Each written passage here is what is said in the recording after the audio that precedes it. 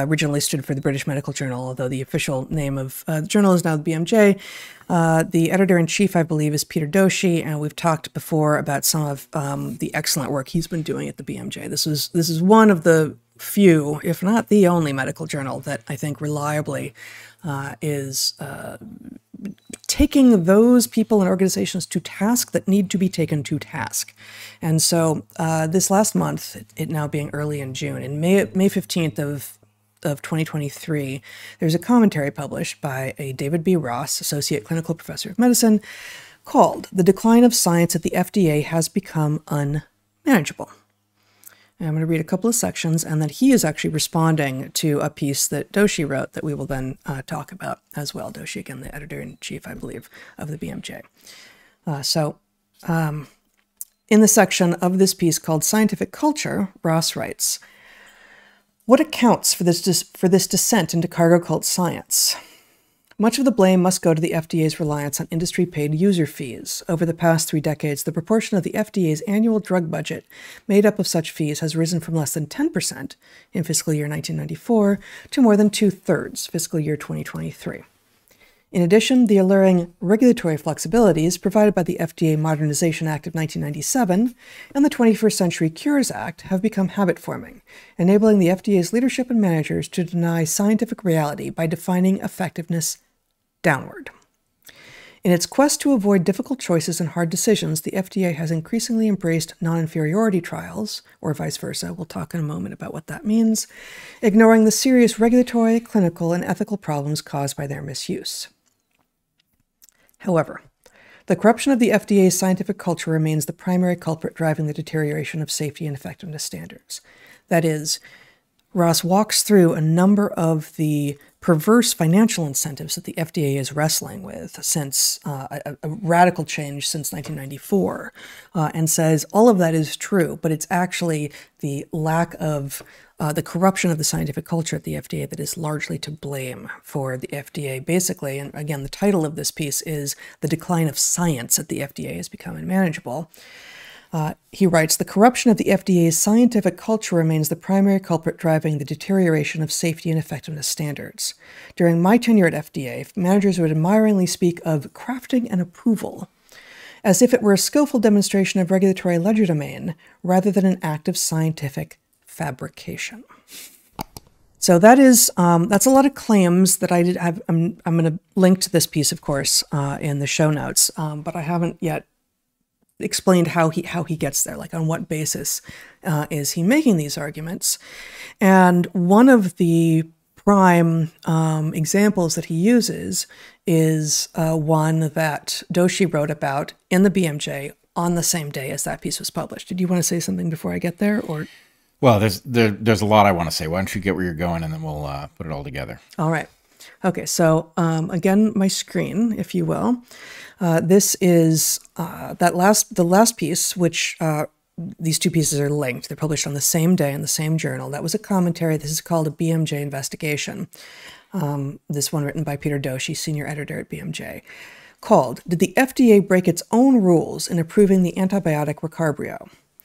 FDA scientists said that they couldn't draw any inferences from the clinical trials for a new combination antibiotic from Merck, but the agency approved Recarbrio anyway. Okay, so Merck is one of the big pharmaceutical companies, of course. Now we're going to do this for a little while here, Zach. Merck is one of the big pharmaceutical companies, along with Pfizer and a number of others, and they apparently have a generic antibiotic which does a lot of good, and which is a 40th as expensive as this newly proposed drug. So just a few sections from this investigation by Doshi and the BMJ a couple of weeks ago. Despite the absence of any clinical studies to provide substantial evidence of its effectiveness, the agency approved the drug, a product 40 times more expensive than an existing generic alternative. So this new antibiotic is basically three drugs in one. The generic that it is being suggested to replace in some cases being a drug that is out of patent and still effective, but we are supposed to believe this one is perhaps better. Well, how do we know that? Instead of testing the hypothesis, Doshi wrote, of Recarbrio's possible superiority over imipenem, that's the generic that it may or may not replace, in patients lacking treatment options, Merck's trials tested a non-inferiority hypothesis in patients who already had effective options. Non-inferiority is an awkward term indicating that the CUTI trial, that is complicated urinary tract infections. Non-inferiority is an awkward term indicating that the complicated UTI trial tested whether adding relebactam to imipenem did not worsen the efficacy of imipenem by worse than 15%. So let's just say that again, because I was stumbling over some of those words, which I'm not totally familiar with. They've got imipenem, again, I may be mispronouncing it, as the generic that Merck already makes, but is out of patent and so is now quite cheap. They are pushing this new drug, Recarbrio, through the FDA on what basis? Well, it's not even totally clear because they're not doing superiority trials. They're not even apparently claiming that this is better than what is already out there. What the testing that is being done is this non-inferiority trial in which they are assessing whether or not this new drug, which is imipenem plus some other stuff, is worse than what's already out there. A classic rationale, Doshi continues, for doing a non-inferiority study is to test experimental interventions that may offer non-efficacy benefits, such as improved safety or greater convenience, as a trade-off for some loss in efficacy. Remember, this is a drug that is 40 times more expensive than the existing drug. There is no proposal that it has improved safety or greater convenience. In fact, it couldn't possibly have greater safety because it has the original drug plus 2 more, right? Non-inferiority trials, Doshi continues, are therefore not designed to address the question of improved efficacy over existing drugs, but rather to test that any loss in efficacy doesn't exceed a level deemed clinically acceptable. The FDA's review memorandum noted that the agency generally accepts 10% worse efficacy for non-inferiority studies in complicated urinary tract infections. However, Merck chose a 15% worse efficacy cutoff. Why did they get to decide? Allowing as many as 1 in 7 patients to potentially have a worse outcome and still declare the trial a success. But the trial results didn't even meet Merck's 15% worse target. For the complicated UTI indication, efficacy results showed that Recarbrio, quote, could be as much as 21.3% worse than the control group, the FDA wrote. So this goes on and on and on. You would think, maybe, that given that the wrong test was done with a lower standard than the FDA prefers, and they failed even at that lower standard, that the FDA might say, you know what? No, guys, not this time, but that's not actually where we go. Okay, so that's the last thing you can give me my screen back. That's the last thing I actually highlighted in here. But no, they went ahead and approved it, despite there being no tests for superiority, and they failed the test for inferiority. And so wait, no. They set an insane standard for a new drug combination. Yes. Failed to meet it, and approved it anyway on the basis of nothing. Why would you want a new drug that combines an existing drug that is now quite cheap because it's out of patent? That is that existing drug plus a couple of other things. Well, maybe it's more effective. Maybe it works for conditions like complicated urinary tract infections, for which sometimes the original drug, I've forgotten what it is, imipenem or whatever it is, isn't always effective. That's what you would want to know. Does this work in those cases for complicated UTIs, for instance, that the original now generic drug doesn't work? Well, we don't know because they didn't look. What they looked at was they took patients who didn't have complicated UTIs, who did not have situations that could not be treated with the existing cheap generic. They took patients who could very effectively be treated with the existing generic.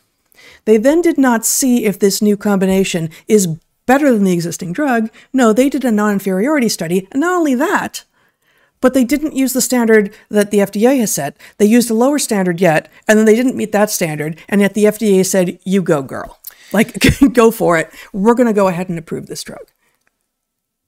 There's so much here. I know. Somewhere in the history of Dark Horse episodes, there's an extensive discussion of what I called the game of pharma, or the pharma game, right? And the idea was something along the lines of, you get intellectual property rights over a molecule, you find some condition that it plausibly treats, you run studies that make it look effective, you game the studies enough that it triggers the threshold where you have to give it to everybody, so there's no control group and you can't find the adverse effects, whatever, right? Right. This is a whole new level It seems of to the be. pharma game, right? Because, first of all, you've got a drug that works, that the pharma company doesn't like anymore because they can't make much profit. It's out of patent.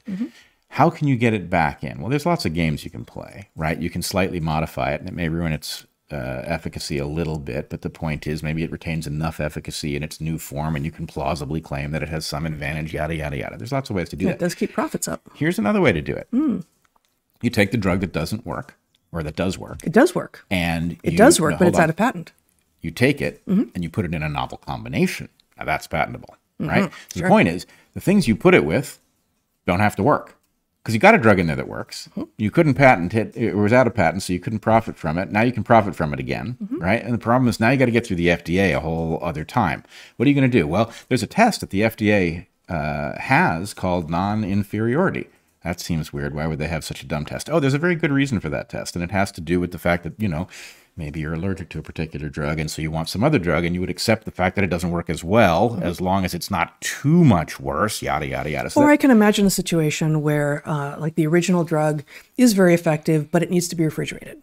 Right. And so we want a different drug for the same problem that can reach rural areas, areas without refrigeration, areas that have been ravaged by a hurricane, right? So you want something. There are reasons to do non-inferiority studies. Right, sure. Right. There are reasons to do non-inferiority studies. For example, the two mentioned, right? You've got, it could be that you're getting a cheaper drug, so you'd be able to treat more people. Maybe the drug is so fantastically expensive it can't be used, but something a little bit inferior that's a lot cheaper, that'd be cool. Or something that's safer, something that has a different mechanism of action. Safer is good. I would accept less efficacy if I was safer in taking it. All those are both great rationales. I like but safer. Here, you're taking a test that is appropriate to that situation, where you might be able to achieve cheaper, safer, or both with not too much inferiority. And you are using it in order to produce a drug that is more expensive and inherently more dangerous. Not just not safer, inherently more dangerous. And how do we know that? Well, A, it's got the original drug in it, so if you were allergic to that, you'll be allergic to this. But also, It's got two new drugs it's as got well. two new drugs. And what don't we have on these two new drugs is any long-term data over what happens if you take them. I don't know, actually. I don't remember if the two other things are also compounds that Merck has already, put out into the universe previously. Well, at least with the methodology described, there is no reason to think you couldn't do this with a brand new molecule we knew nothing about in order to get it into circulation. You would get some efficacy because it's now been fused with something that actually works. But, and just like antibiotics are tricky, are remarkable, right? Like one of the great successes of Western medicine. Antibiotics, when used too frequently or in too dense a population, probably will breed antibiotic resistance, of course. And so the idea that you might have, and they give a couple of examples here, but the one that Doshi writes about most is for the case of complicated urinary tract infections, which are complicated perhaps in part. They are called complicated because they are resistant to many antibiotics. It's possible that original, now generic, very cheap antibiotic that has been effective against many UTIs is not in the case of this particular patient who's got a complicated UTI, and so we need more kinds of drugs on the market. And maybe that original antibiotic, plus a couple other things which help nudge it in the right direction, might actually do the trick. Obviously, you need a superiority test there, not a non-inferiority test. Obviously. Right.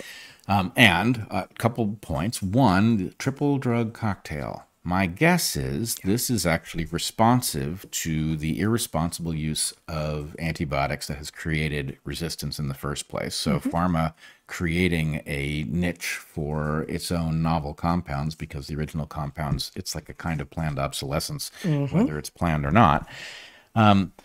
But, and then I guess the question is, okay, so you've approved this new drug cocktail that is expensive, inherently more hazardous because it contains things that are potentially novel or at least a novel combination. So we don't know anything about what long-term happens to you if you do that, something that might be detected clinically, right? So they do this, and then what's going to happen? This is now approved. My guess is Merck stops making the generic, right? It doesn't actually change the production because they're still using the molecule, but now they've got a whole new rationale for using it in an expensive form.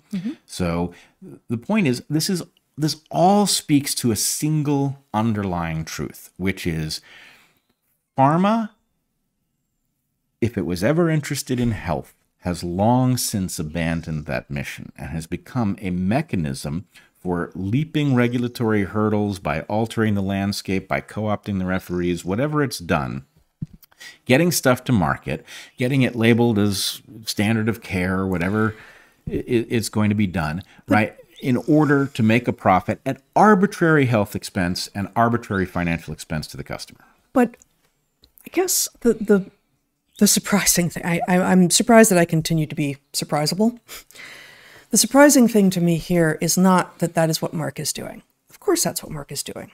Merck has a responsibility to its own bottom line. They are not in the business of pharmaceuticals because they fundamentally care about human health. They are in the business of pharmaceuticals because they are in business, right? What is surprising to me here is not what Merck is doing, but that the FDA, which is the regulatory agency which is supposed to be protecting us, American citizens, is not just complicit, but actively aiding and abetting the work of a business to impoverish and presumably make less healthy the citizenry of the United States, right? So, well, I just want to say, on the one hand, this is completely shocking from the point of view of citizens who are depending on an FDA we don't understand to protect us in the case of pharmaceuticals that we all encounter at some rate, right? So you absolutely expect that this thing has your back because that's what it was set up for. The problem is, this is a classic case of adaptive evolution and a niche, right?